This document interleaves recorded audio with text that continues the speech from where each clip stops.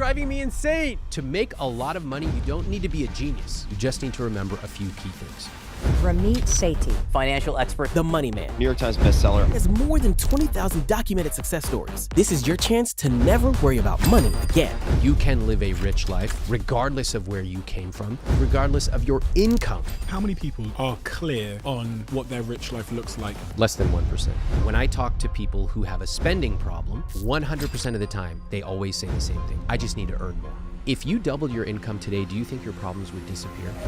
No. Some of the stats I pulled out from your book, about 25% of people who make $100,000 a year plus are still living paycheck to paycheck. Makes us realize that maybe the things we think we need are things that we have been socially taught are important. For example, owning a house is the best investment. It means you are successful, but it can be a very bad financial decision. There are far better, far simpler investments. So I've got £100 that I want to invest. Where do I start? I love that we're getting into the nuts and bolts. Let's do this exercise together and everyone can do it with us. First off, and then...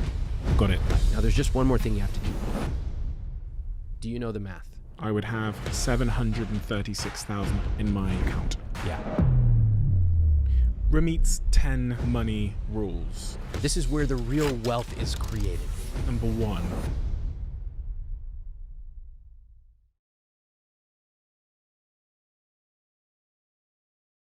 This episode changed my perspective on money. I'm an investor.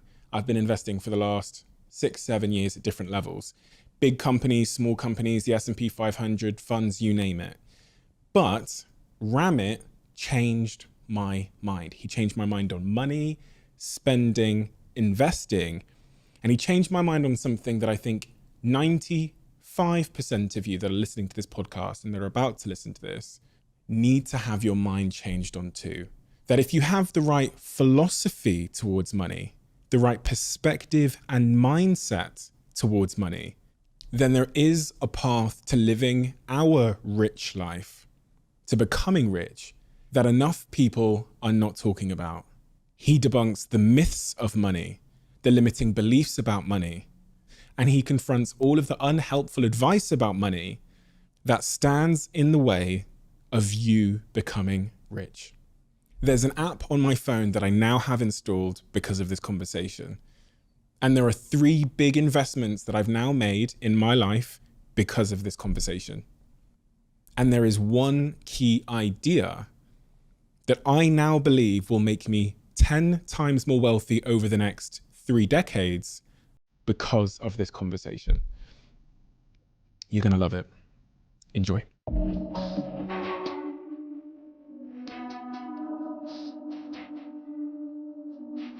Ramit. Someone's just clicked on this podcast on YouTube, on Spotify, on Apple, and they saw the title, they saw the thumbnail, they thought that sounds interesting.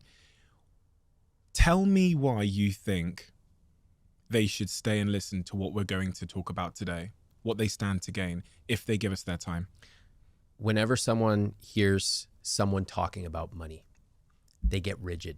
They instantly think that someone's going to come in and tell them, you can't spend money on lattes, you can't go on vacation, you can't buy any new clothes, save all your money until you're 90 years old, and maybe, just maybe, then you can spend it. And I don't believe in any of that. I think you should spend extravagantly on the things you love as long as you cut costs mercilessly on the things you don't. I think you should live a rich life today and an even richer life tomorrow. And so when you combine money and psychology, you start to understand that there is more to a rich life than just some number in a spreadsheet. People already know they should be saving more. They know about compound interest. They may not know the intricacies, but they understand if they invest some now, they're going to have more later. So what's stopping them? That's been the central question that I'm fascinated with for the last 20 years. That's why when I studied human behavior and persuasion and psychology, I was obsessed with this question of what are the things we know we should do, but we still don't. You can live a rich life regardless of where you came from. You can live a rich life regardless of your income. Now, of course, having a higher income dramatically helps. But just like fitness, we can all improve where we are. And that's what we get to talk about today. When you talk about the language of money, what do you mean? I mean understanding the nuts and bolts of money. So just the same way that we all learn how to drive. We learn the rules of the road, when to use our turn signals. Most of us do not have even the equivalent knowledge of money. For example, the basic language of money would be, what percentage of your income are you saving and why? What percentage are you investing and why? When will you have $100,000 or $500,000 or $1 million? And what will that money get you? Because just having $1 million in the bank is pointless. What does it get you specifically? This is the basic language of money. You've got to know your key 4-6 numbers in your life. Not many, just a few. But once you understand those numbers, it's like understanding the speed limit. Understanding the speed limit means you understand a lot. There's a rule of the road. If you go too fast, what's going to happen? Why do these rules exist? And these rules are similar in money. You can break them. That's okay. But you got to understand the rules first. What are those numbers that I need to know? There's 4 numbers that I really like to track. I track these myself, and these are the numbers I encourage. The first is your fixed costs. Okay. Those would be your rent or your mortgage, your any debt payments, groceries, the money that you are spending every single month that is essentially fixed. And the number I recommend for that is 50 to 60% of your take-home pay. So that would be, if you're spending 50 to 60% of what you make, what you take home on your rent, your groceries, any debt payments, your car, you're in good shape. Okay. The next one is your savings. That would be roughly 5 to 10%. Savings would be things like an emergency fund, savings for a down payment, for a car, things like that. Third is investments. This is where the real wealth is created. And for this, 5 to 10% of take home is fine. Of course, the more you put in, the more you're going to have. And then the fourth category, the one I love the most, is called guilt-free spending. This is going out for cocktails in New York. It's buying a beautiful shirt. It's treating your friends, whatever you love, yoga, 20 to 35% of your take-home pay. So if you're watching or you're listening to this, just take 15 minutes, back of the napkin, jot down your approximate numbers. You don't even have to get them perfect. And you will be able to benchmark how you are spending compared to those numbers. I'll tell you that those numbers tell me a lot. It's almost, if you just show me those 4 numbers of your spending, I can tell so much. I can tell what you love spending on. I can tell what you don't. I can tell what your priorities are. And I can also tell where you are out of alignment. So I'll give you an example. When I ask people, what is your rich life? One of the common answers they say is, I want to do what I want, when I want. I go, oh God, not this answer again. I hear it every day. I go, wow, that's so interesting. So what do you want? They go, most people have never thought beyond a trite answer. So then the next answer I often get is freedom. I want freedom. I go, great, that sounds good. What is freedom? I want to do what I want, when I want. I look at their numbers and I see a huge payment that they're making to a 30-year mortgage. I see debt payments. I see car payments. And I go, now this is interesting. You want freedom, but you have essentially anchored yourself down to not be able to travel or to pivot or to move. How can those two be? How can you reconcile those two? And that dissonance is actually a fascinating moment. I love when we experience dissonance. We all do. I say that I want to work out more, but I don't work out more. Why? And what you'll discover is people often, they simply have never thought about it. What our rich life is, these generic phrases, freedom, flexibility, it's just words. What I really want somebody to say, I want them to go a lot deeper, is to say, I want to be able to travel for 6 weeks a year. I want to go to London. I want to go to New Delhi. I want to go to Thailand because I want to visit my family. That's a good start. If we get even more specific, they tell me what seat on the airline they're sitting on. They tell me where they're eating. They tell me who they're bringing with them. But to simply say, I want freedom, is so vague that when I look at your numbers, there's often a huge incongruity with how you're spending versus what you claim your rich life is. How many people, from your experience of interviewing people and doing this research, are clear on what their rich life looks like, down to what you described there, I want to travel for a couple of months a year. And then even further down to which seat I'm going to be in, which class I'm going to be on as I travel. Less than 1%. Less than 1% of people know that. No, most people literally say, I want to do what I want when I want. That is the extent to which they've thought about a rich life. Why does it matter to be, what did that less than 1% of people that have that planned out have as an advantage or a benefit from that meticulous thought that the other 99% don't have? Because they can craft their rich life that is uniquely theirs, almost like getting a handmade glove. And in fact, the more you craft your rich life, the more bewildering it looks to the outside world. So I'll give you an example from my own life. I love to travel. I spend a lot of money when my wife and we'll travel for months at a time. I love hotels. I love the hospitality. I love the details. I love it all. I don't really care about cars. Not at this phase of my life. It's just not that important to me. So when I talk about my money dials or the things that I love to spend money on, I might spend a crazy amount on a hotel per night just because I love it. But I drive a car that's almost 20 years old. It's just not important to me. And I want that. I want to hear in your life what you spend extravagantly on, but then you cut costs mercilessly on, because I want that duality, which indicates you are intentional about your rich life. What if we're buying things to impress other people and we don't? Because it's hard to, looking in from the outside especially, it's hard to know if someone actually likes Lamborghinis. Yeah. Or if they're buying Lamborghinis because they were beat up when they were 9 years old on the playground and they're trying to overcompensate and make the world. And does it matter why they're buying it? Does it matter? I don't know. First of all, how would we even know? How would they know? Is there a difference, do you think, just in your opinion, on the impact that purchase has on us, whether we're doing it intrinsically or we're doing it extrinsically? Because I reflect on some of the things that I spent money on and I go, that was for someone else. Whereas there's other things I spend money on, which are maybe health related or travel related, like convenience, flying in a nice class on a plane, which I go, no, that's actually adding a lot of benefit to my life. Whereas that mansion I bought out in the countryside when I was 23 or whatever was a terrible decision. It took me away from my friends because it was an hour and a half outside of the city. Yeah. And none of my friends ever came to it. So I was just arriving at midnight after work in this fucking mansion with this tennis court by myself, sleeping for 3 hours and then driving another hour and a half back to the city where all my friends and work were. I go, that was a stupid fucking decision based on extrinsic, external, motivations. It's a great question. And, particularly in America, we love this idea of ownership. We are taught you've got to own. Owning a house is the best investment. It means you are successful. And if you're renting, no one really says this, but what they deep down say is you're a loser. Yeah. Okay.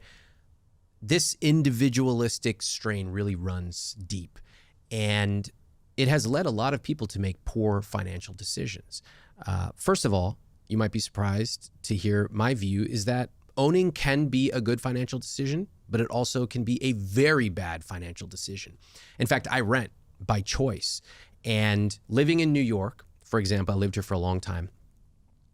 I knew that if I were to buy, I would be losing thousands of dollars every single month because it actually cost more than twice as much to own than to rent. But can you imagine the type of pressures even I got from people who would come over and say, oh, so do you own this place? The place that I was renting.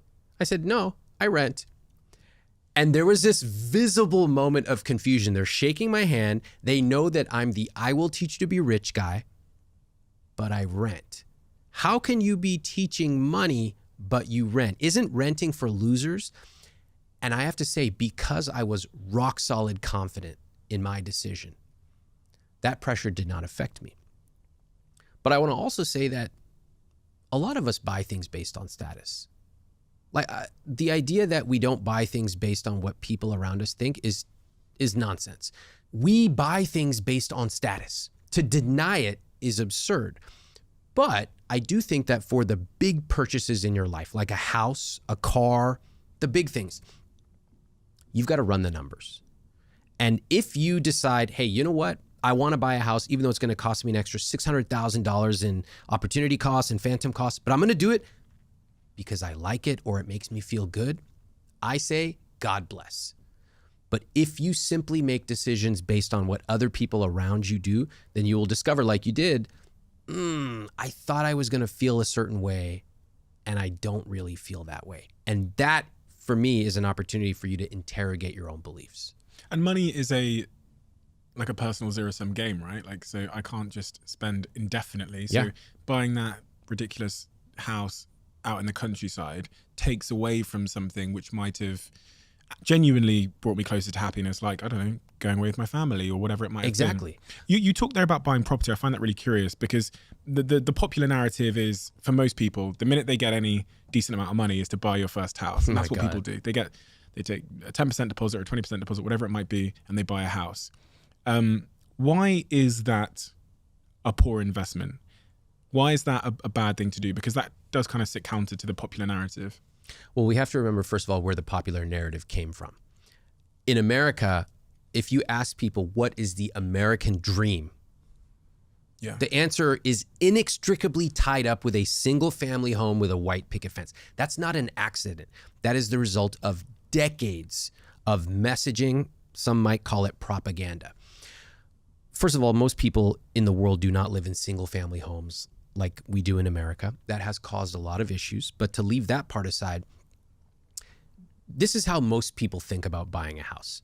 They think, grandma bought a house in Austin, Texas in 1970 for $100,000. Grandma just sold it 50 years later for $1 million. Grandma made $900,000. They go, it's the most profitable thing you could do, buy a house. I go, okay, that sounds really nice. Did Granny factor in how much she spent on maintenance for the past 50 years? No. Did Granny factor in inflation and how that affected her return? No. What's inflation? Did Granny factor in the opportunity costs of what that down payment could have been used if invested in the S&P 500? No. And did Granny look at all these phantom costs such as interest on the loan? No. It's not simply the bigger number minus the smaller number. That's wrong. That is simplistic. For the biggest purchase of your life, you've got to go deeper. Again, when I was living here, I kept a very close eye on real estate. And the place right next to me, same square footage, same number of bedrooms, same everything, it would have cost 2.2 times what I was paying in rent. So just to give you an example, if I was paying $3,000 a month, it would have cost about $6,400 a month to own. Okay. I said, you know what? I like renting. If I have a problem, I just text my landlord. I took the $3,400 I would have spent owning when factoring in phantom costs, maintenance, interest, taxes, all that, and I simply invested it. And I made more money doing that than I would have owning. What about if you're buying somewhere for the rental income? That can work. So owning real estate as an investment can be part of a well-diversified portfolio if you run the numbers. Right now, there's a lot of hype. People go, I'm going to buy a house, and if I don't like it or whatever, I'm just going to rent it out. Okay, fine. But you've got to remember that if your mortgage is $1,000, that's not just the amount you're paying. There's a lot more. In fact, in my estimations, I add 50% to that price. So $1,500 a month, which would include a roof repair happening 19 years from now. We've got to amortize that out. Labor costs, interest, all that. If you can rent it out and make a profit, fantastic. It cash flows, that's awesome. What you discover is that most people who buy a primary residence, the place they want to live in, they buy it because they want it, and then they tell themselves it's an investment. Buying a house can be an investment, but oftentimes it's not. And there are far better, far simpler investments. Here's my key message. I want to make sure nobody misunderstands me. I've been accused of saying buying a house is bad. No, I never said that. In fact, I will buy a house myself one day. And when I do, it's going to be a terrible financial decision, and I'm going to do it anyway. My key message is, for the biggest purchase of your life, you've got to run the numbers. Sometimes buying can be a good financial decision. Often renting can be a good financial decision. Run the numbers and never feel guilty for renting. As it relates to buying a house, I've always been hesitant because I'm scared really of the point you mentioned about being anchored to a location. So the way that I've kind of justified that away is by saying, well, I'll just Airbnb it when I'm not there, or I'll rent it out if I decide to move to New York or whatever.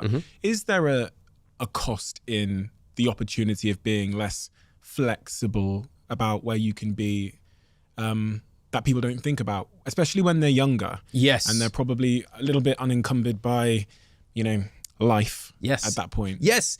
Buying a house is one of the most profound financial decisions that will affect your lifestyle ever. You can sell a car, even at a minor loss, but selling a house involves massive transaction costs and labor that most people don't anticipate. One of the reasons that I rent is for lifestyle reasons. Financial, yes, I make more money renting and investing the difference than I would owning, but also lifestyle. I don't know that I'm going to be in the same place for 10 years, which is one of the key things that I would encourage people to decide before they buy. You want to know that you're going to be there for at least 10 years, because then you can spread all those transaction costs, spread them out over 10 years. They become much more affordable. It's kind of like buying an expensive jacket. If you buy it and you wear it once, that's really expensive. If you buy it and wear it over 10 years, it becomes a lot more affordable. Now take that, multiply it by 1,000, and that's a house. Particularly for young people, I don't give a lot of unsolicited advice. I used to do it when I was young, when I just learned about money, and I realized nobody really wants to hear it. They really don't. If somebody comes to me, they come to my blog, my social media, great. Otherwise, I'm not going around telling people you should do this. Once in a while, though, I get a young person asking me, I'm just about to graduate from college. What advice do you have for me? And at that moment, the best piece of advice that I have is move where the action is. And typically that's a big city. So that would be where there's more jobs, where there's simply more people if you're looking for relationships. And there's a lot of tacit knowledge that happens in big cities. Like, oh, have you tried this? Oh, what have you seen that musical?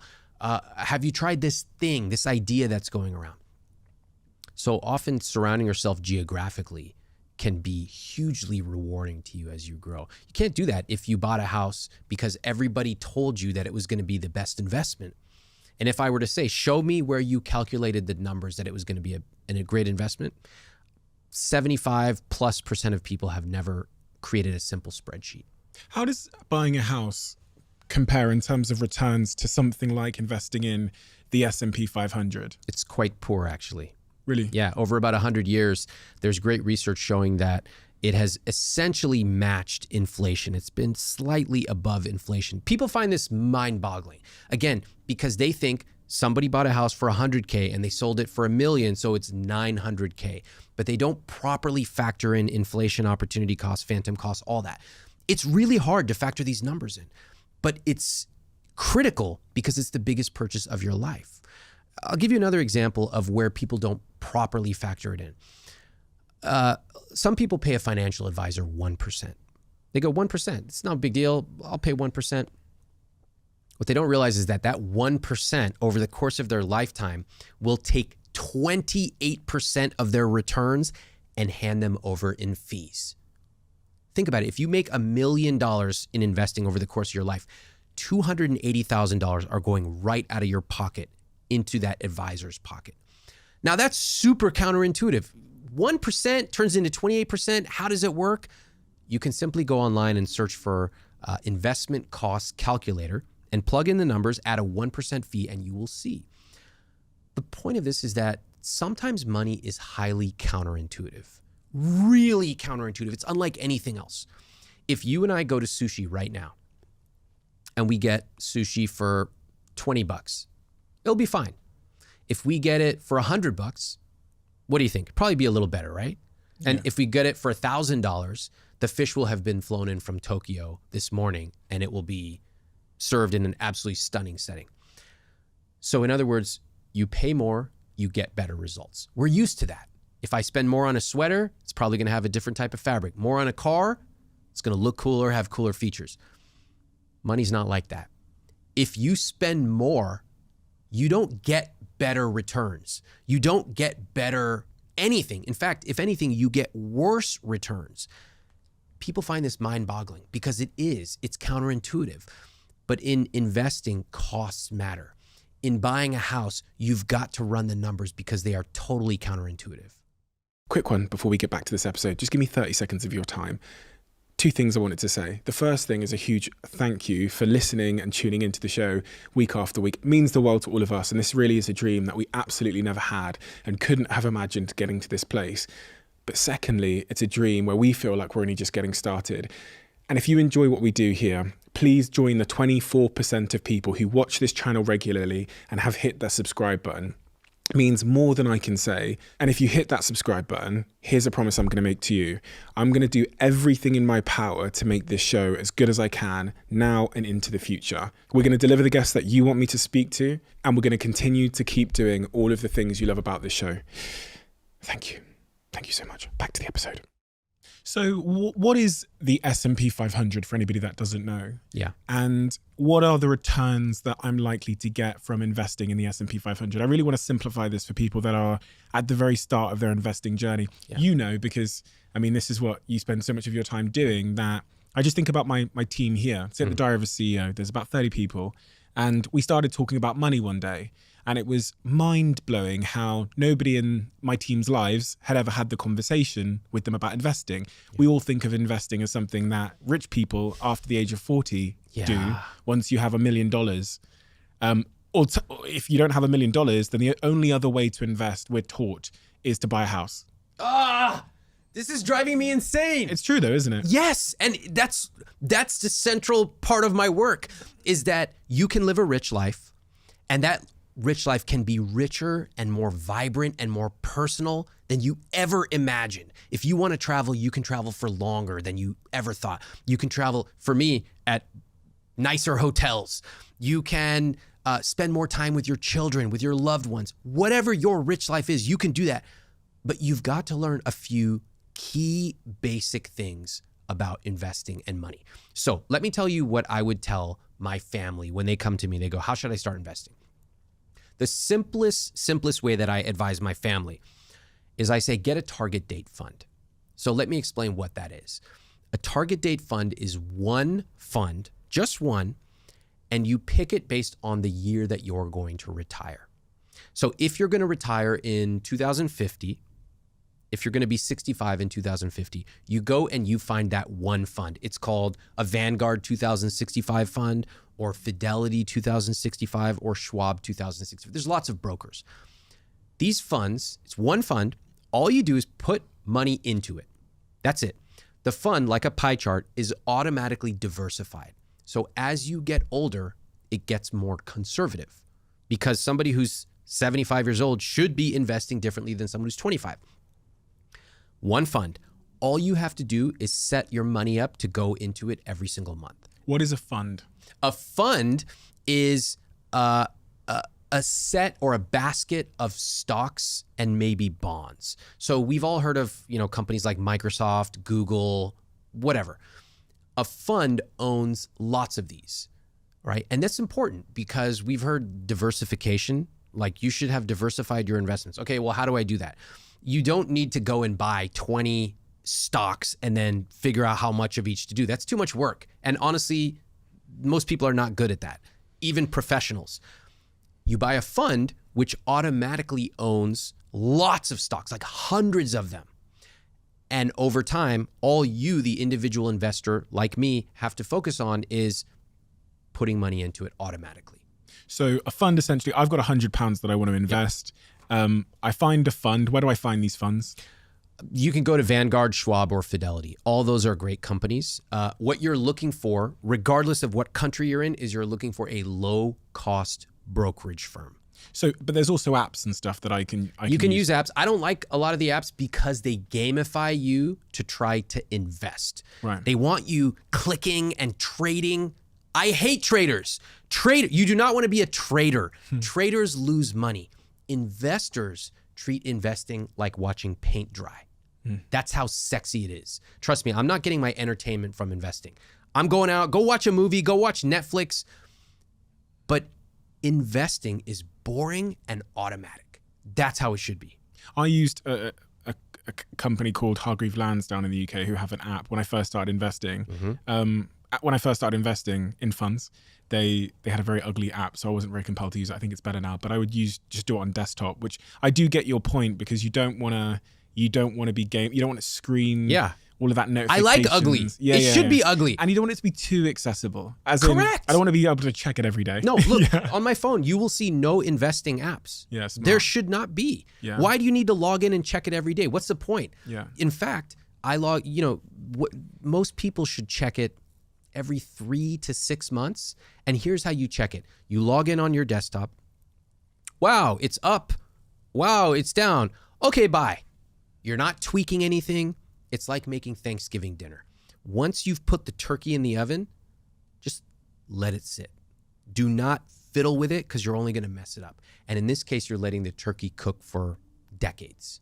And that fund, so I've got £100. I go on a website. Yep, Vanguard, Fidelity, Schwab, whatever they are. I have no alliance to any of them. Neither do I. There's various ones in the UK. I actually do recommend Hargreave Lansdown just because it's simple. And I think investing in funds, there's no fees. There's no fee associated with the investment itself. Obviously, they might take a percentage depending on which fund you're investing in. I take my £100, and in investing in Hargreave Lansdown, there's no minimum. Great. From what I understand. And there's no, if you invest in a stock, they charge £12 per investment. But if you invest in a fund, it's free. I put my £100 into a fund. The fund is essentially taking £1, one of those pounds, and investing £1 into Facebook. It's investing £1 into Google, £1 into Shopify, £1 into Spotify, £1 into Nvidia or whatever. It's doing that for me. It's managing it for me. It's making the decisions for me. I just put the money in every month, whatever I can, and I leave it. Yeah. And let's go even deeper. I love that we're getting into the nuts and bolts here, because, honestly, most people, they do not know how to invest.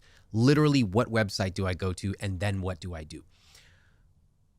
The fund owns these different stocks, and some will go up and some will go down, and it's inconsequential to you. All you need to know is you own this fund. Now that you've opened up an account and you've sent $100 or $1,000, great. You've made one of the most important decisions of your life. Now, there's just one more thing you have to do. Set up an automatic transfer so that every single month you have a certain amount of money going in. Now, if you don't know how much money, use my conscious spending plan guideline. What did I say? 5 to 10% of take home is a good guideline. All right. You should be able to do 5%. Trust me.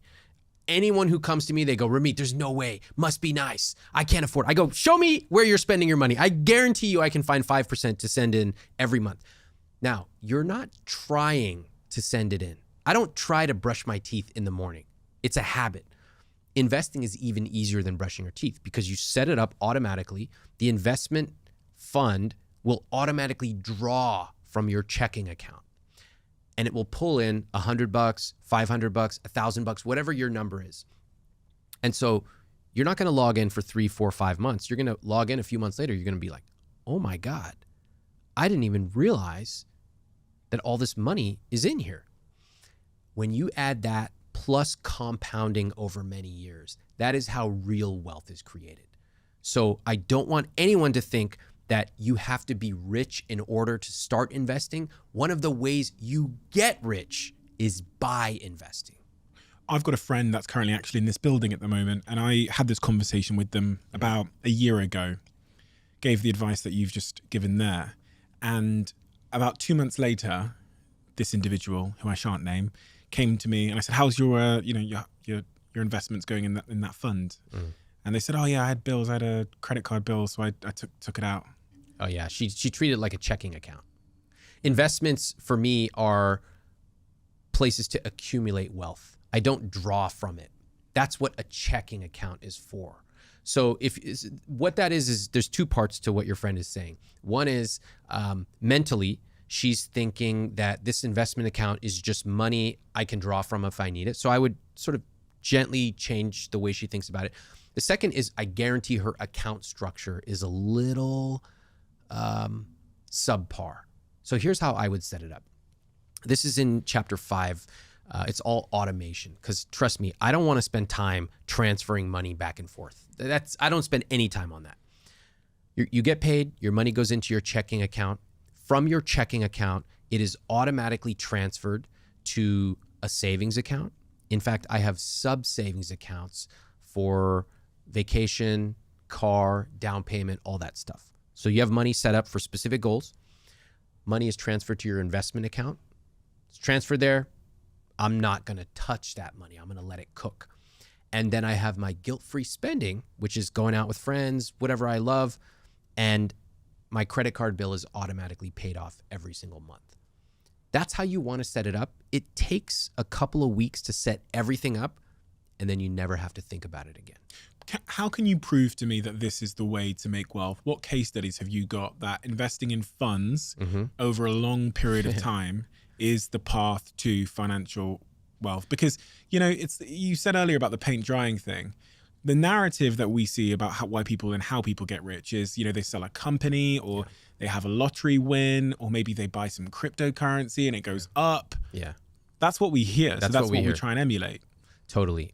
Prove to me that this fund strategy is better. Well, there's a couple things. First off, the research over about 100 years shows the returns of the stock market.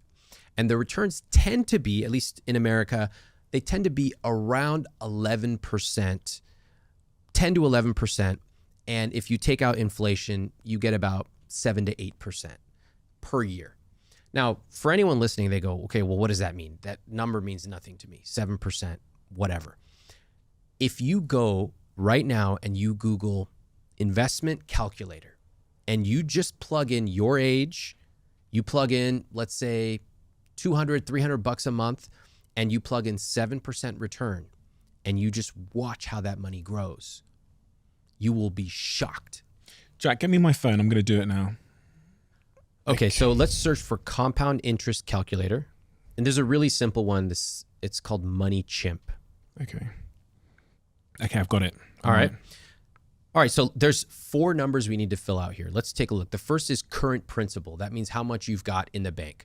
I'm going to say $5,000, and I'm going to start when I was 16. Because if I'd saved my money when I was 16 and not spent it recklessly, I think I could have had that $5,000 when I was 16. Annual addition, what does that mean? How much can you invest per year? So for most people, they think about on a monthly basis. They might say $200 a month, which would be $2,400 annual addition. Okay, so what do you want to say? I'm going to say, can I say $5,000? Yeah, that's, about $400 a month. I think that's reasonable. I often find that with people making median or slightly above median salary, that there are hundreds of dollars a month of money that is unaccounted for, that if properly made intentional, could be invested. So great, $5,000 a year. All right. Obviously, I could have, once I got past a certain age, I could have increased that though. So we're going to talk about that. Okay. Hold on to that idea. Okay. How many years? This was you at 20? This was me at 16. Oh, okay. And how old are you today? 30. Okay. So 14 years. Let's just do it until today and we'll see what happens. Okay. All right. 14 years. And then it says interest rate. So what should we assume for that? Is that 8%? Yeah, 7 to 8. I do 7 just to be super conservative because I never want to be surprised on the downside. Right. If anything, I'm going to make more. So 7%. All right, let's calculate it. Okay. What do you see? Damn. What do you see? $133,000, 537. Yeah, that's what you would have had right now. Now let's add some context. So this is really important. You see a number that says $133,000 at age 30. Yeah. Okay. Is that a lot? Is that not? I don't know. Let's break it down.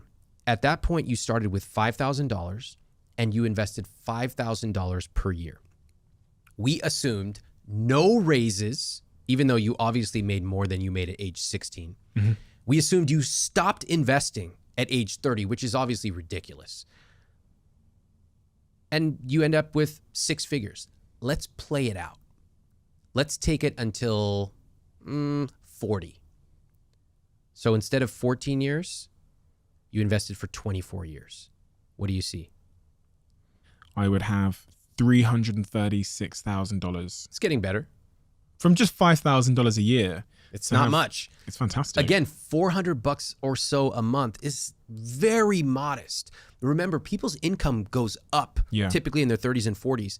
And if you already are investing a little bit automatically, all you have to do is just tweak a number and it will take an extra couple hundred, $300, $400, $500. Let's do one more. Let's go to 34 years just because I want to see what happens. And then we're going to play with the other numbers. Okay. So investing from the age of 16 until I'm 50, Mm-hmm. I would have $736,000 in my account. Yeah. Now I want to do the full thing. I want to do a more realistic number here. So instead of 50, we're going to go 49 years.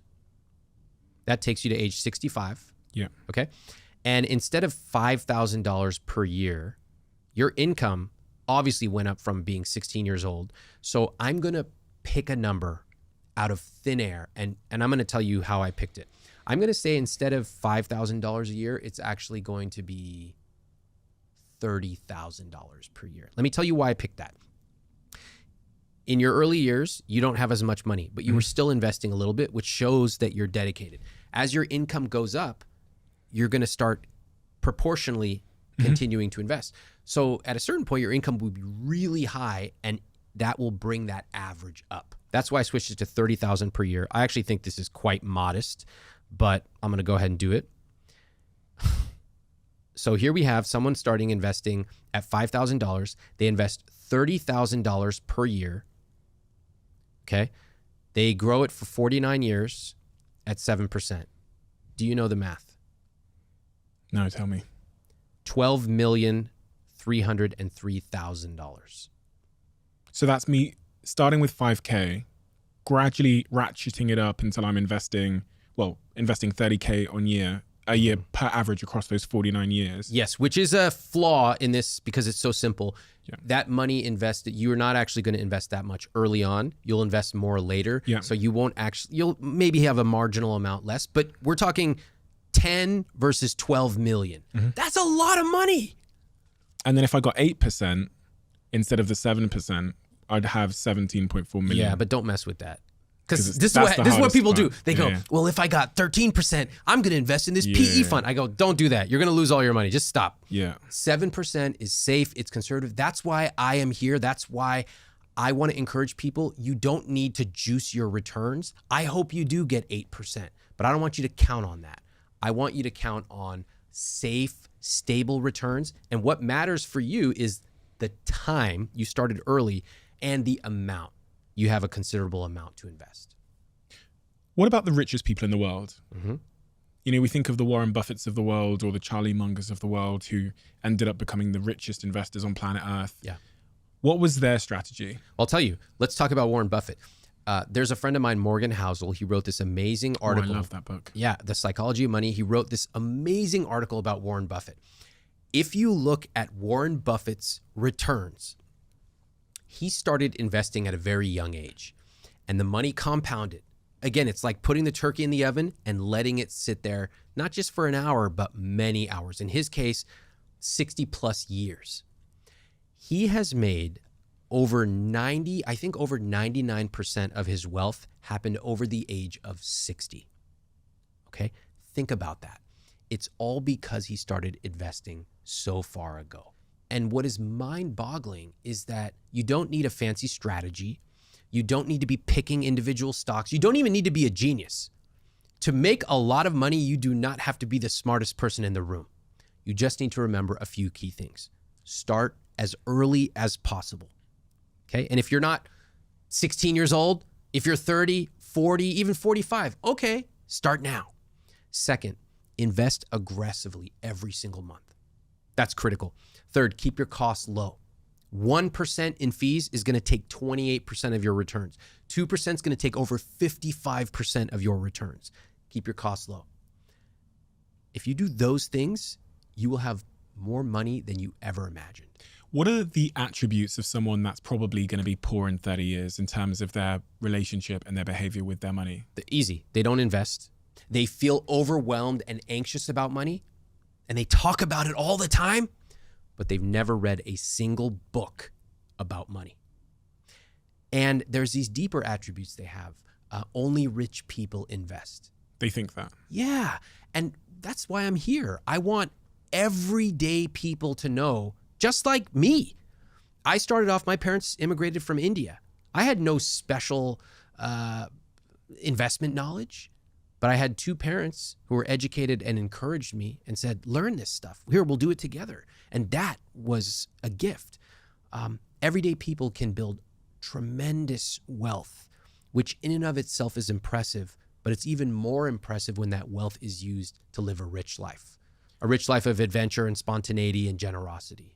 Some of the stats I pulled out from your book, about 25% of people who make $100,000 a year plus are still living paycheck to paycheck.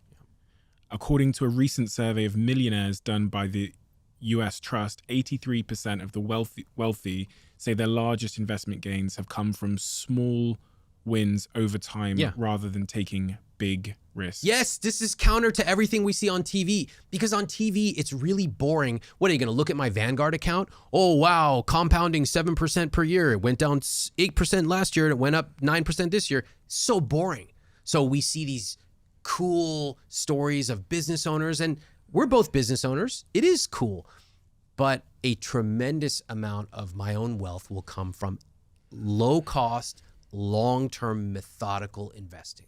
That's like a rule of life, isn't it? That the real returns, in reality, the great returns come from patience and consistency and things that really aren't sexy. Like, they're not Instagrammable. If I post on my Instagram today, hey, I've got some advice for you guys to become wealthy, and I go, need to invest in this fund, and just leave it there. But if I go, listen, I've got this new NFT collection or cryptocurrency coin that's going to make you 1,000,000% this year, people are going to go all in. That's just like something within the human condition where we want big returns with little effort and today. We want to get rich quick. Same with a six-pack. We want the six-pack abs in 10 minutes. We don't want six-pack abs with diet restrictions and 9 months of work. That's not... And that is why I have a lot of compassion for helping people unlearn some of the messages about money, because we all have them.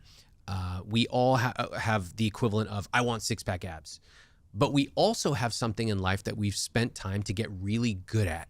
And we know that the secret is basically consistency. If I go ask someone who's an amazing cook, hey, I want to cook like you, how do I do it? What are they going to give me use cinnamon?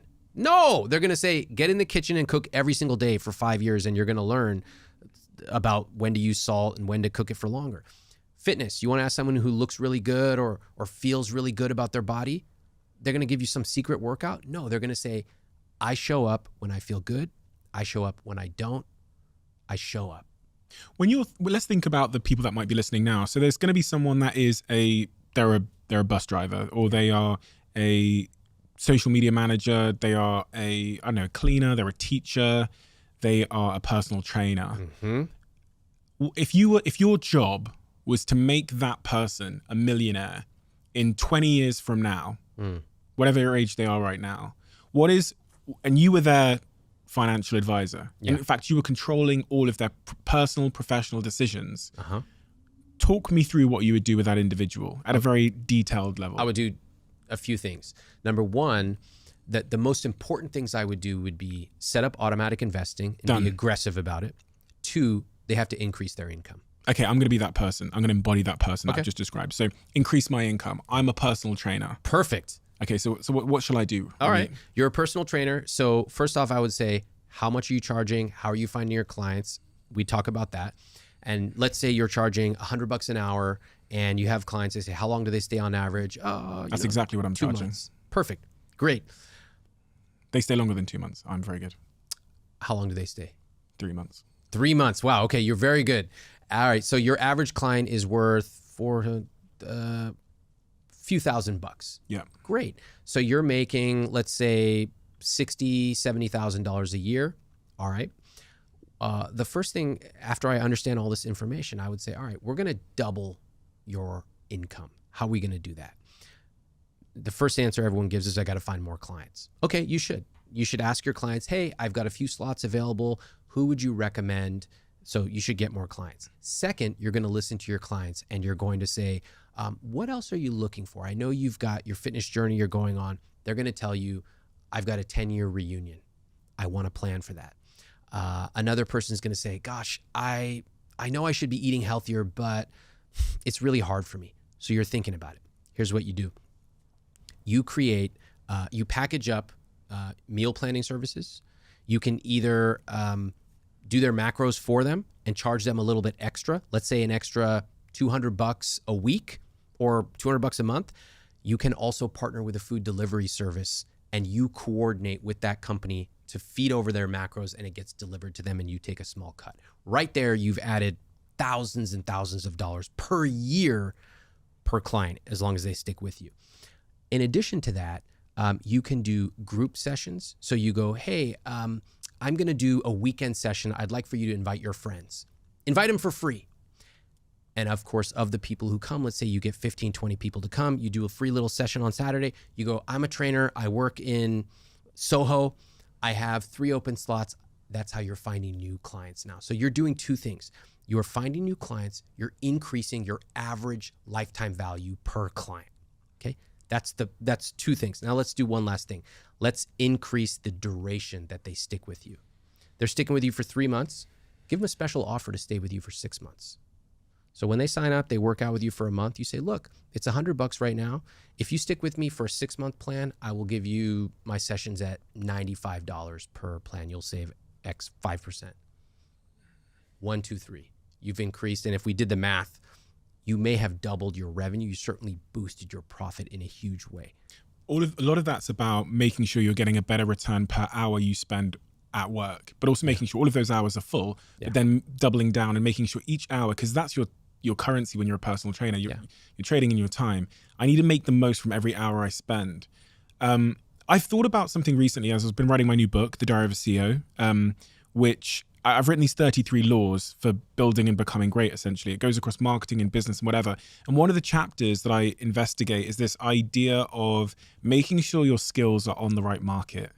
So my company went public. And one of the things that I came to learn from sitting with investment bankers for many, many years was that if you put a company, the exact same company, let's just say it's, the company that make these silver mugs in front of me.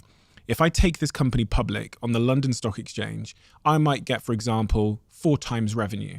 If I take the exact same company and I list it on the New York Stock Exchange, it will be valued at 8 times revenue. Yeah. It's the exact same company, exact same people, exact same business, just moving it to a different market. And upon leaving the social media marketing world when I was 27 years old, one of the first calls I got was from a biotech company ran by a billionaire friend of mine that was going public.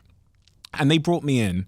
And on the first week, when we were discussing what they might pay me, I'm thinking they can't really pay me in cash because I've got enough cash. I don't really need that. They can maybe give me some stock.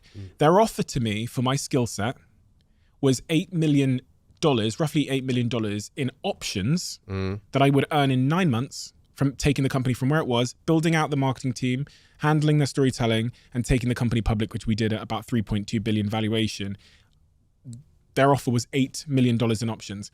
I reflect on that and go, I'd spent the previous 10 years using the same skill set to sell consumer goods like dresses and iPhones for Apple and Logitech and big fashion brands. I took the same skill set and applied it to a market and industry where it was rare. Biotech people know nothing about Reddit and Twitter and Facebook and social media. So my skill set was rare, scarce in that market, so it was incredibly valuable. And I think about this a lot with especially as this AI thing rolls in. I think people should be looking at their skill sets and going, where is my skill set as a writer going to yield the greatest returns? I could be a social media manager, I could be a blog writer, or I could add a little string to my bow and become a scientific writer or like work a writer in biotech, and you'll get paid. If you can add that little bit of knowledge to your writing skills, you'll get paid, I'm going to say 5 times, potentially 5 times more. And people don't think about the fact that they need to place their skill sets in the most lucrative market where it's scarce. And just throwing that out there because it's really front of mind for me at the moment. Like, it's personal training, like personal you could be at a gym and you'll lose 75% of your income to the gym, or you can do it virtually. You can specialize on just preparing people in the beginning of the year, it's like your best year. And every January, that is your focus. It can be celebrity clients. It can be uptown, mid-career executives. That's a very lucrative. You choose, but you choose carefully. I agree. That's a bit of an advanced concept. I think most people, they start off, they go, just how do I make more money? I'm a trainer. I have free hours. But once you kind of master that and you go, like, for example, there's a trainer I know here who charges $175 an hour. That's very good. After you get that and you fill up your entire calendar, you go, okay, I'm making $305,000 a year. I want to make more. How do I do it? Now you need to get creative. You move to different markets. You add in package things that scale when you sleep. You have video courses, et cetera. There's so many different ways. But I think everyone would do well to listen to what you're saying, which is think about how to move up market or potentially to a totally different market. Where your skill set is really scarce. Yeah. And that's the problem a lot of people have. There's, their skill set might be too abundant in the industry. Like social media managers. Social media managers is one thing, but that's a slightly different skill set because there's a wealth of knowledge there that is unique to that. Knowing the algorithms, knowing the platforms, there's a real creative element to it. But I think about my friend Anthony. He was a graphic designer, the greatest graphic designer I ever knew in Manchester. But he was designing nightclub flyers, and he's talked about this publicly before. For every nightclub flyer he designed, he got $50, the equivalent, $50 to $100, right? I had a conversation with him a couple of years ago about this. And I said, you're really specifically good at like luxury design. He's got that really like beautiful, chic, simple, but elegant design style. I always go to him whenever I need design work like that. So I said to him, move to Dubai and go there and help design luxury brands. Yeah. And this guy did it. So he went from Manchester, where he was doing nightclub flyers, to moving to Dubai. And without revealing his financial position, what I can say is the same hour per piece of work is now yielding him tens and tens more in returns. Instead of getting $500, he's getting $50,000 for a project. And it's just moving his skill set, the same thing, designing on the same software, to a different industry which will appreciate and pay him more for the same skill.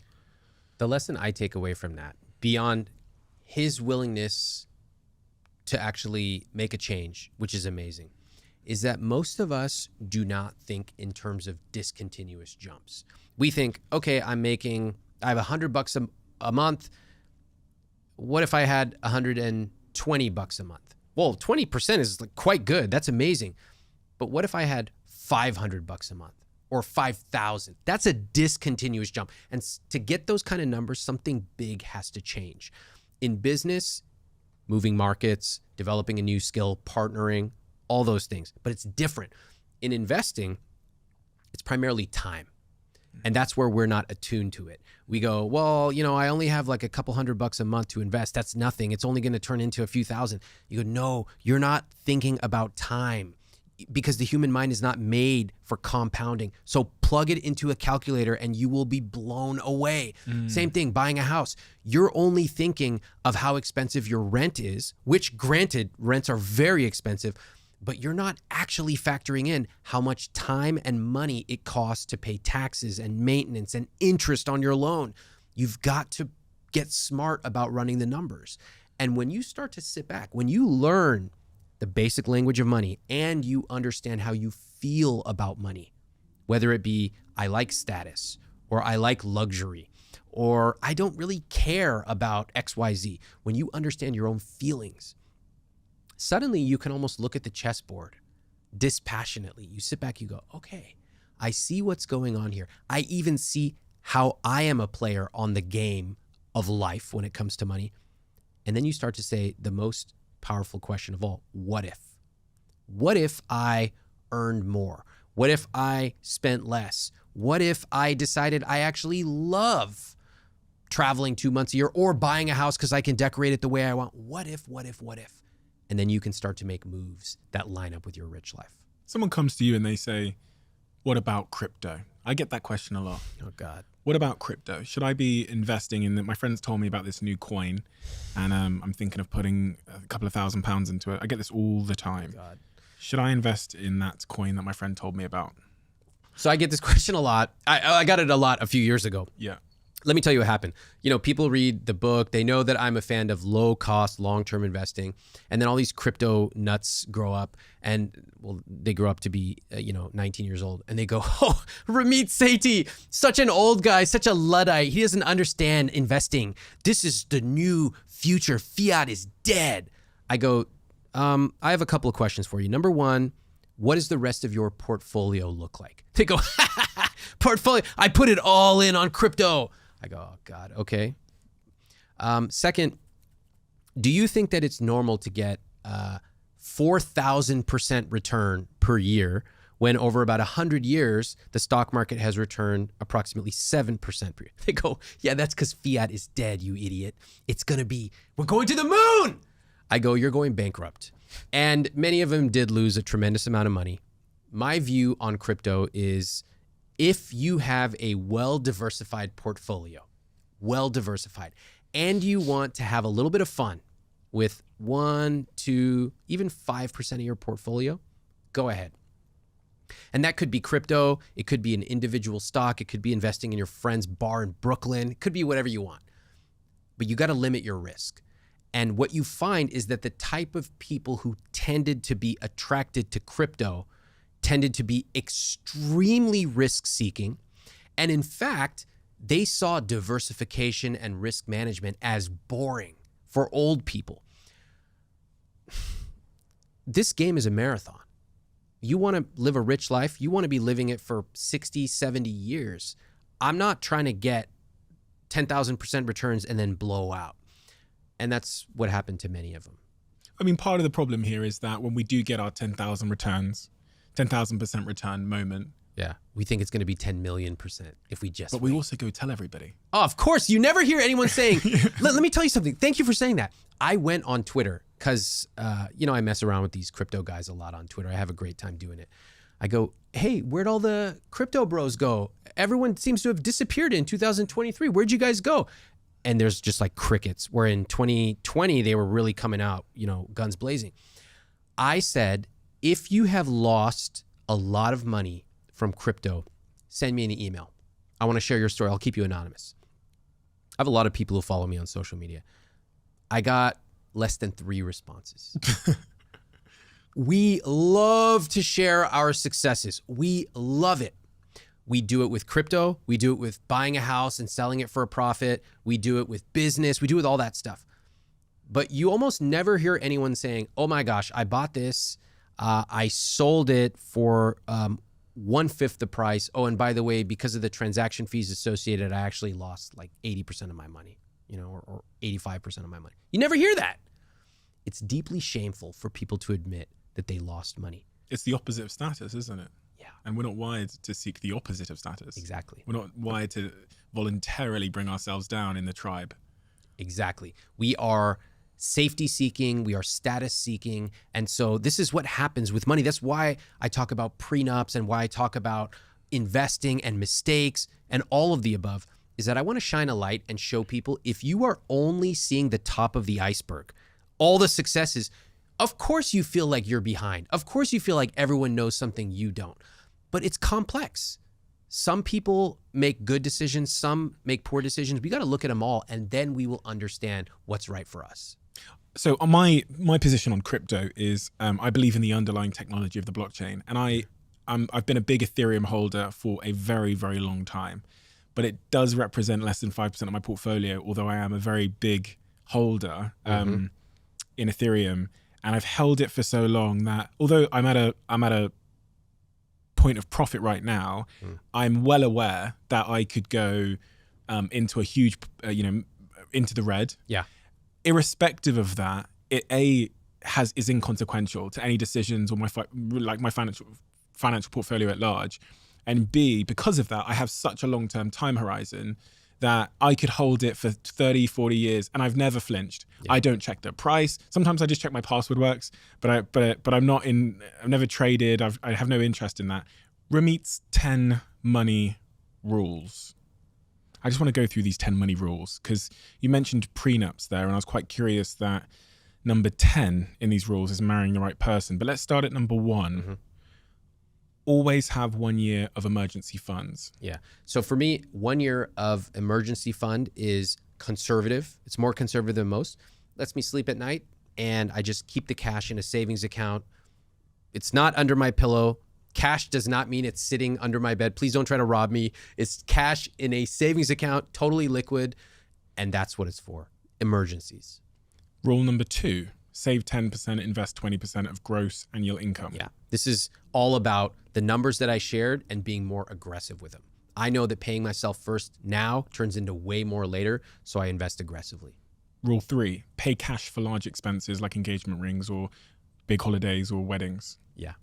This one is controversial because for the things that are important to me, I don't want price to be the number one concern. So I'd rather save up for it. When I was in my 20s, before I ever met my wife, I knew one day I would get married. And because I'm Indian, I knew we would have a big wedding and I wanted it to be amazing. So I started putting money aside every single month automatically. I do the same thing for trips, house, etc. Rule 4, never question spending money on books, appetizers, health, or donating to a friend's charity fundraiser. Yeah. So the books and the appetizers are a little weird. I have something called Ramit's book buying rule, which means if you ever see a book that you're even remotely interested in, just buy it. Don't ask a question. Don't equivocate. Just get it. Because if you can learn one thing from that book, it can transform your life. Appetizers, when I was a kid, we couldn't afford to eat appetizers. So we would eat out every 6 to 8 weeks. If we had a coupon, we'd usually go to a pizza place. Getting appetizers was inconceivable. So now when I eat out, to be able to see 1 or even 2 appetizers that look good, I go, yeah, I'll take them both. It feels incredibly rich. And this is just an example of how our childhood sticks with us. It feels awesome to be able to do that. Rule number 5, business class flights on flights over 4 hours long. Yes. Again, my money rules, not for anyone else. When I was in my early 20s, I would get on a flight and I would actually in my head scoff as I was walking from the front of the plane to the back. I'd be like, why would anyone spend 4 times the money paying for a first class ticket? It makes no sense. We're all getting to the same place. Ha ha ha. I wish instead of disparaging that, I would have gotten curious. And I wish I would have said, wow, if somebody can afford to get those seats, why would they? I wonder what they're spending money on. Aren't we all getting to the same place?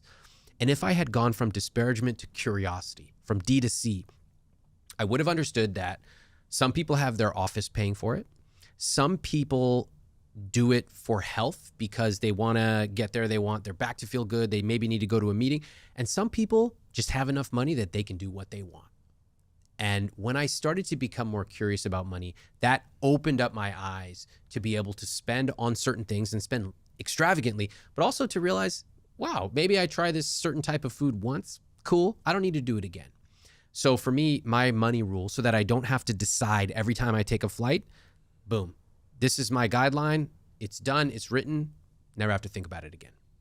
Rule 6, buy the best and keep it as long as possible. Yes, I love this. I think we all intuitively have this idea of quality over quantity.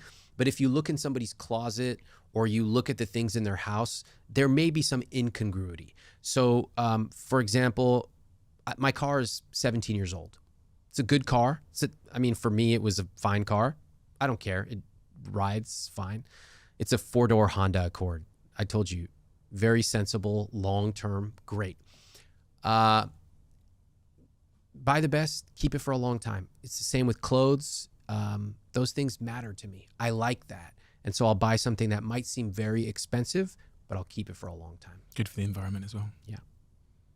Rule 7, no limit on spending on health or education. Yeah, this one is important. I learned when I was in my 20s and I started training and learning from personal trainers and nutritionists that I really loved it. And I also realized that I needed help. I needed great teachers. And so eventually I just realized I'm going to give myself unlimited spending on this. Same for education. So I'm a teacher. I teach different programs. Of course, I'm a student as well. I want to learn from great teachers, from taking accounting classes here at Columbia to buying every conceivable book and digital program there is. I've given myself the freedom to do that. And all that came from, I had a scholarship. I had many scholarships that paid my way through college. And one of the scholarships set up an account for me at the Stanford bookstore. So when I walked in there, I could get literally any book I wanted. It was like Willy Wonka and the Chocolate Factory. For a guy like me to have unlimited books, it was like unbelievable. And when I graduated from college, I realized that would be going away. And then I remember having this conversation with myself and saying, how much would it really cost to recapture that feeling of being able to get anything I wanted? See a book on the bookshelf, I'll get it. And the answer is really not that much. So over time, that then expanded to health and education. Health I find really compelling because it's clearly the most important foundation of all of this. It's clearly the most lucrative investment any of us could make, because everything we've described, the rich life, doesn't exist without that foundation. Yeah. So it's all good investing in your Vanguard, but it doesn't matter at all if you're going to die. Yeah. If you ask people what's important to you, they'll often give you the same answers. They'll say relationships, health, maybe travel. Career, maybe. Yeah. I go, okay, let's take a look at your spending. Show me where you spend on those things. It gets really quiet really fast. Now, it's one thing to spend time on relationships, and we should, but we can also spend money to enrich those things. It might be surprising your niece at a showing of Michael Jackson, or it might be surprising your family by going home and visiting them. There are lots of ways you can use money to enrich those experiences. Same for health. It could be what you buy at the grocery store. It could be training or a gym membership. It could be whatever it is that's meaningful for you. But if we claim something's important to us, it sure better show up in our time and our spending. Rule number 8, earn enough to work only with people you respect and like. I love this one. I decided long ago that I only want to work with people that I like and respect. And so I earn enough money so that I can do that. And to me, who you surround yourself with matters profoundly. Ideas seep into your consciousness, values seep in. If I'm around people who, when I look at the calendar, when I have a meeting with them, I dread it, I already know it's the beginning of the end. Most of us have to work with assholes though, right? Like Yeah. I say have to, I shouldn't use that word. I don't like saying have to, but most of us spend most of our lives, especially the early part of our lives, working with assholes. We work with people that we may not particularly choose ourselves. I think that's Assholes. probably... So yes, I built a life where I could make that decision for myself. Yeah. I'm the CEO of my business, but I think what is important there is the intentionality behind it. It's like, even if I worked at a company, I would be deciding on which division I want to work in, which boss I want to transfer under, based on do I like and do I respect him. That's it. The intention is there. Again, these are my rules, not anybody else's, but if this one strikes you, then the way that I would interpret this is, wow, who in my life do I not like? Who do I not respect? Do I need to be around them? Maybe it's not work. Maybe it's the friend that I hang out with socially on Saturdays. Again, we have a choice, not on everything, but in the things we do have a choice. What a shame if we don't use it. Rule number 9, prioritize time outside the spreadsheets. Yeah. Too many nerds love a spreadsheet and they go, I got to optimize cell B43. B43 never talk back to me. I go, all right, look, yes, you need to know your numbers. Yes, you should be automatically saving and investing, all that. Yes, do the conscious spending plan. But at a certain point, you won. The turkey is cooking. You won. You know your numbers. Turn the page. Get out of the spreadsheet. A rich life is lived outside of the spreadsheet.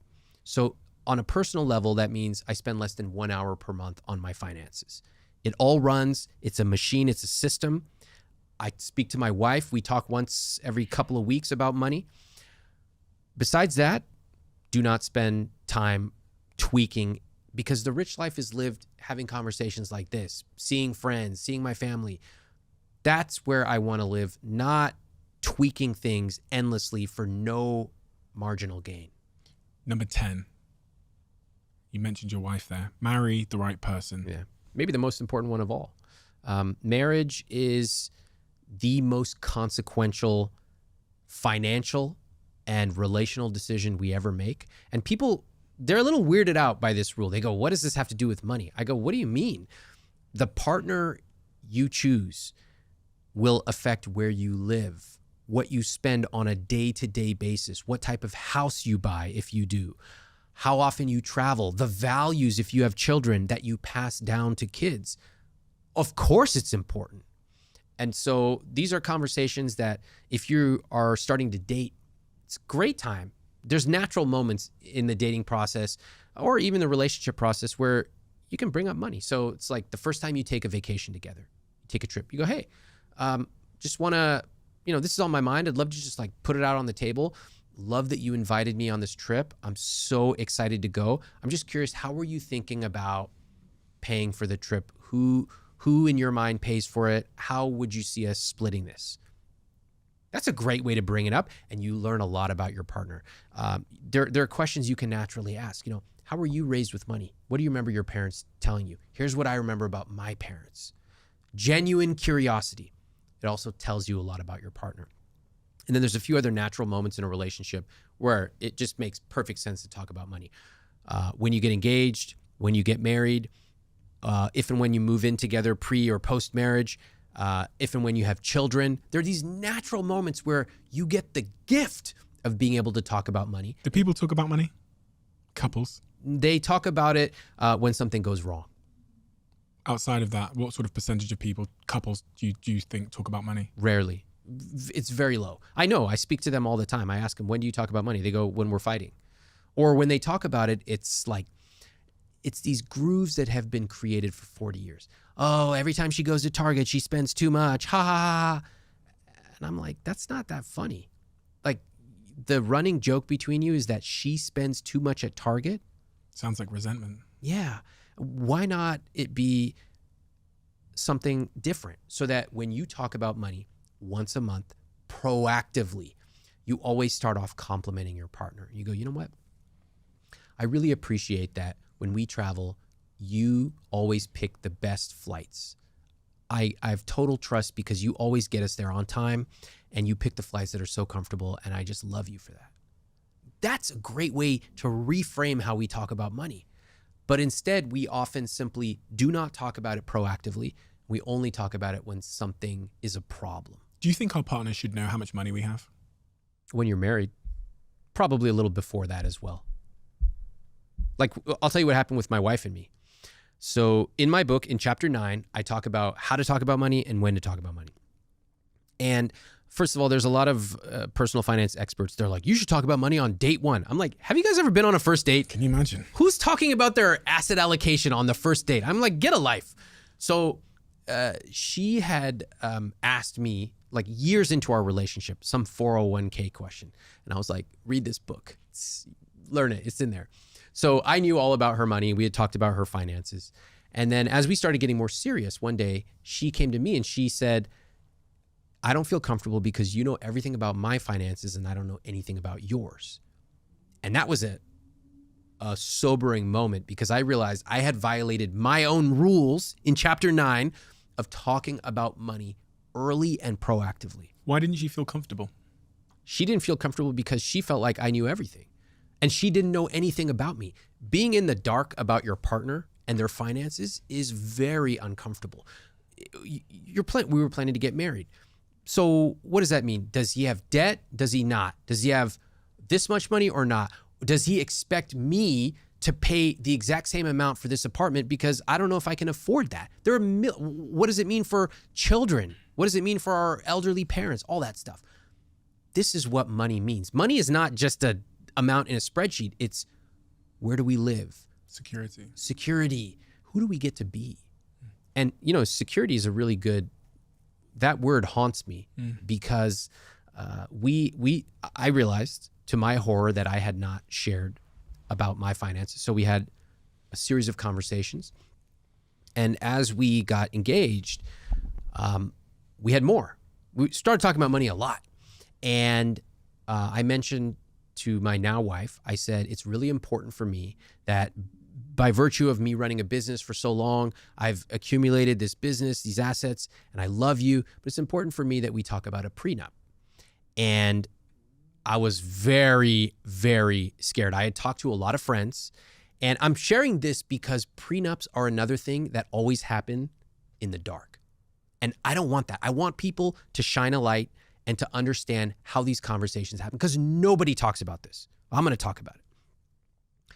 So I was nervous, and all the advice online is awful. It's like, have the conversation. I'm like, what conversation? What do I say? Or some people, they tell you to blame your lawyer. My lawyer insists that I have a prenup. I'm like, if I can't be honest to my soon-to-be wife, what kind of relationship do we have? So that's what I said to her. And she responded like, awesome. She was like, wow, I didn't expect that. I don't know much about prenups, but I'd be willing to learn more. I said, fantastic. So we start talking more about it. We both get lawyers, as you're both required to. And it was going pretty well until it didn't. And we started really disagreeing about money. And we were just like fighting. And she finally said, we should go see somebody because this conversation is not going the right direction. And I totally agreed with her. So we literally went on Yelp and we searched like therapist near us, and we found one right there. We went and we sit down, and this therapist was great. She asked us, what does money mean to you? And she asked me first. It's so obvious. Money means growth. Like I could literally see the compound interest charts in front of my eyes. I know about the rule of 72 and expense ratios. Growth, of course. She asked the same question to my wife. My wife says, safety. Like, what? That's like somebody saying metal. Money means metal to me. I go, huh? And it was that we realized we saw money completely differently. Completely. It explained to me why my wife wanted more money in just sitting in a checking account. When I go, but that checking account is losing potential interest. Why would we lower our yield? Blah, blah, blah. We were looking at it through two totally different lenses. So that single question was very helpful in us reframing our conversations. It didn't change everything overnight. We still had a lot of conversations we had to have. And even once we got married, we still have conversations now. They're different. They're about spending and investing and prioritizing. But it was a new way for us to look at the way we related to money. Where did her lens come from? Childhood, like most of ours. Same for me. In fact, every time I talk to couples who are now in the seat that I was in, I ask them, what do you remember about growing up with money? And they always tell me similar things. My parents never talked about money. That's very common. Or they said certain phrases like, we can't afford it, money doesn't grow on trees, we don't talk about money in this family, et cetera, et cetera, et cetera. Imagine you hear, we can't afford it 100 times, 1,000, 10,000 times growing up.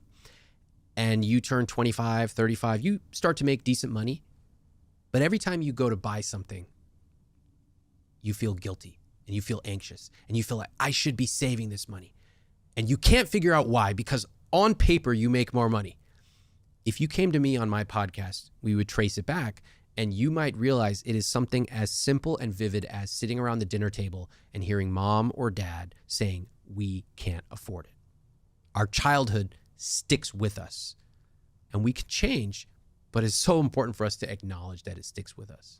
If I approach my partner and I say, I want to get a prenup, and they say, what? You don't trust me? Yeah. And they say no. What do you do? Is that the question? Yeah. Well, I would say, first of all, I wouldn't start off like that. I think that is one of the most important conversations you're ever going to have in your life, and the subsequent conversations. So take it seriously. You show up and you explain it. I explain it perfectly, and they turn around and say that. And they say, no. They say, you don't trust me? No. Okay, that's a contingency you might have to plan for. So you might say, okay, can you tell me why? Tell me what's going through your head. I want to understand your perspective. This is a conversation. It's not a dictate. Trust. You don't trust me. Yeah. Would you marry that person? I would have a lot more conversations. I can't say yes or no because you can't judge someone based on their reaction in a situation they've never been in. How am I going to react if I got in a car accident and I start crying? Can you judge me my entire life based on that? No. But let's say that we extend it and you and I are in a relationship and I ask you, it's important for me by virtue of this and that, and you go, you don't trust me. If you are unwilling to even discuss it, if you're unwilling to talk to friends, to talk to lawyers, to talk to people you can find on your own or I can introduce you to, then I think we have a bigger disagreement about values. And the way that most of us think about a prenup is it's usually some rich asshole telling someone who has way less money, like, sign this paper or it's over. And again, that's Hollywood. Prenup, which I learned, is all about if the marriage ends, what you had before or any agreed upon assets stay with that person. So if you have a business and your partner and you get married, there's no prenup, and for whatever reason, God forbid, you separate, suddenly that business might be at risk. The portfolio that you accumulated before you ever met your partner might go to them. And that, when you explain it that way, most people go, oh, that doesn't really seem fair. But the money that you accumulate together as married partners, yeah, there definitely should be an agreed upon, that money needs to be split, etc. And no person, especially the partner who earns less, should be left out in the cold ever. Do you notice any differences when you speak to these couples or on your podcast in gender differences as it relates to people's relationship with money? Because I read a lot of stuff about men being more prone to gambling addiction and gambling generally. Yeah. I think there are a lot of differences. I think gender is one of the axes that people differentiate on. I see typically more aggressive investing from men. If I see a gender difference in investing differences, it would be much more conservative with women. I might see words like safety and security used more commonly by women. But I think there are also other axes. Socioeconomic class is a huge one that we talk about. And that's something that's very under the covers, particularly in America. But we talk about it point blank. If somebody tells me I've been poor before and I can be poor again, doesn't bother me. I can tell you how they were raised. I can tell you probably to some geographic area, in fact. If they tell me my parents said be seen and not heard, that tells me a lot about someone and their financial behavior. So there are different axes that you see different behaviors on. This is the best product that Huel have released in recent times. Many of you will think of alternatives to this, but I've tried those alternatives and none of them are as tasty as Huel's Daily Greens. It was out of stock because of the demand. It's now back in stock for everybody in the USA. Right now it's not available in the UK, but when you get a chance, just try it. That's all I'm going to say. Just try it. And I think once you try it, you'll understand why this is such an essential part of my life right now and will probably become an essential part of yours. I'm someone that understands, probably from doing this podcast, the importance of having greens in my diet. But do I achieve that every week in the chaos of my life? Do I achieve that? Sometimes the answer is no. With Huel's Daily Greens, the probability of me achieving that is now almost 100% because of its convenience and because of the ease of preparing this. One scoop, 10-second shake, and you're ready to go. Over the last few years, I've realised that my first foundation is my health, something you've heard me talk about a lot. Nothing matters more than that first foundation. So that is why I'm so excited to be involved with a company like Whoop, who are leading the charge when it comes to bettering your health. All my friends have received free Whoops from me because once you've tried Whoop, I think it's like lights turning on to your health. That's the only way I can describe it. My sleep, my performance, my recovery, my stress, it's like someone turned the lights on. I'm sure you guys know, but for those that don't know what Whoop is, it's a wearable health and fitness coach that provides you with the feedback and actionable insights into your sleep, recovery, training, stress, and overall health. And I have become entirely, utterly obsessed with it. If you know me well enough, you know how obsessed I am with the smallest details. I think the small things compounded together produce the biggest gains in our life. And that is exactly what Whoop does in my health and fitness every single day. Being able to see my 1% gains on Whoop has had a profound impact on my health journey. I highly recommend you try it. All you have to do is search join.whoop.com/CEO to get a free month's Whoop membership on me. And if you do, send me a DM and let me know how you get on. I'd love to know. When you look at really successful rich people that are living their rich life, that might be billionaires, millionaires, or just living their rich life, what are the unobvious things, the character traits, the philosophies towards life that you see? Whether it's, I don't know, confidence, whatever that means, whether it's patience? What are those like character traits? They're really good at multiple things, like really good. When I was at Stanford, my first year, there was a Nobel laureate professor, and the professor next to him was making a joke, but it wasn't really a joke. And he said, you know, you'll hear stories about a person being an amazing chemistry professor, but they're just a disaster at home, etc. But not him. He's a Nobel laureate. I think it was in chemistry. He's at the top of his field in chemistry. And by the way, he's published papers in music, and he's an accomplished father. That was the first time that I had been exposed to the idea that you can be absolutely amazing in multiple domains. Because it's a comforting story we tell us that, oh, this person's really good at this, but they're probably a disaster in everything else. What I find is that the people who are really good at something, they're actually good at a lot of things. They take those skills and they transfer them. They show up on time. They prepare even though they didn't need to. Look at all the preparation you've done. That's cool. You didn't need to, but you did it. And they're probably good, socially skilled. There's a lot of things they're really good at. So for me, that is inspirational because it means that I have a lot I can work on. Flip that coin then. On the other side, people that you would bet on, give me 3 character traits of people that you would bet on never living their rich life in terms of character traits. Number one, they're surrounded by people who keep them down versus build them up. So that would be phrases like, why do you need to do that? That's weird. Don't get too big for your britches. Okay. Number 2, impulsive. They make decisions based on what's in front of them versus stepping back and looking at the entire chessboard and having a long-term perspective. And if I were to ask them, tell me 2 things in your life that you do with a long-term perspective, they would probably struggle to answer it.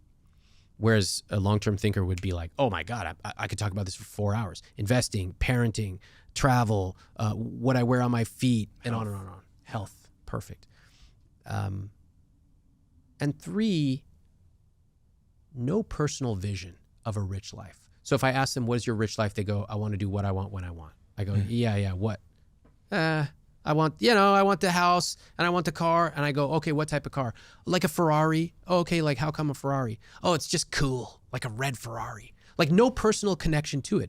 If they were to say, I want a Ferrari because, my uncle once had a Ferrari and I saw the race in Italy and blah, blah, blah. I go, wow. But if it's just things, objects. Driving without a sat nav. Yeah. Super interesting. I wish I'd had this conversation when I was 18. I'd certainly be in a much different position now. I think about if I'd been even more savvy with my money and I'd had it compounding sooner in my life would be a lot different. I ponder, and that's why there was such a pause there, whether it'd be happier. Because I don't even know. If your story brought you here. Yeah. What you did. And look, I wish I had started squatting when I was 14 years old. I didn't know what a squat was. Yeah. And so we play the cards we're dealt with. And then we make the best with what we've got. And I never want anyone to feel like it's too late. There's always something you can do. Honestly, your life has turned out obviously very fantastic. But I love that you grapple with these questions just like anybody. We all wonder, is it too late? What if I'd started 5 years ago? And of course, we can't do anything about that. We have a closing tradition on this podcast where the last guest leaves a question for the next guest. And the question that's been left for you without knowing who they're leaving it for is, what is other people's biggest misconception of you? I think the biggest misconception is that I have a very specific way of telling you what your rich life is.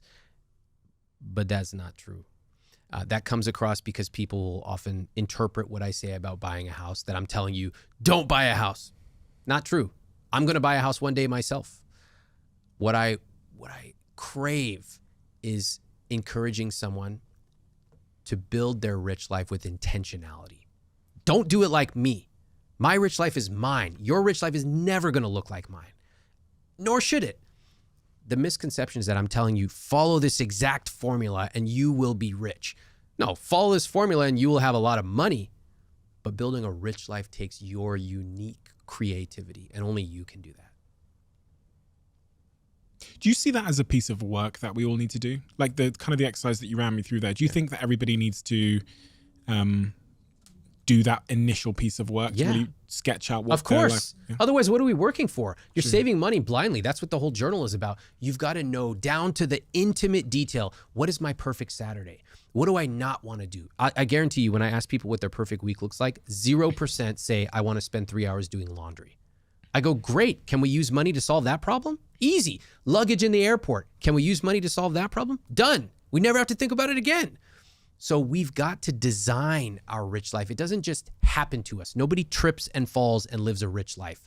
It is intentional and it is ongoing work. And in my opinion, is one of the most important pieces of work that we can ever do. And that's, you're right, exactly what this journal does. I will teach you to be rich journal. And throughout this journal, you kind of hold people's hand through those exercises, but do it solo or you do it with a partner, and you get to dream about money. Most of us feel so nervous and rigid and scarce about money. We feel ashamed. This has almost no numbers. It's all about what does your rich life look like? And if anything, you finish this and you're dreaming bigger, not smaller. When I look at this journal, as I go through it, there's a real emphasis here on just heightening turning the lights on in terms of what money is, but really heightening their self-awareness about their relationship with money as well, which seems to be the foundation of getting good at money. And your other book, I Will Teach You to Be Rich, which is the second edition of this book. The first one came out, I believe, in 2009, just after the financial crash, which is fucking perfect timing. This one came out in 2019. So this is an updated version of the book. I mean, millions and millions of people have bought this book. The nuts and bolts of money. If you don't know how to get started investing, if you have debt and you're not sure what to do, if you even have questions about, should I buy whole life insurance? The answer is no. Should I buy or lease a car? It's all in there. No guilt, no excuses, no BS. Just a 6-week program that works.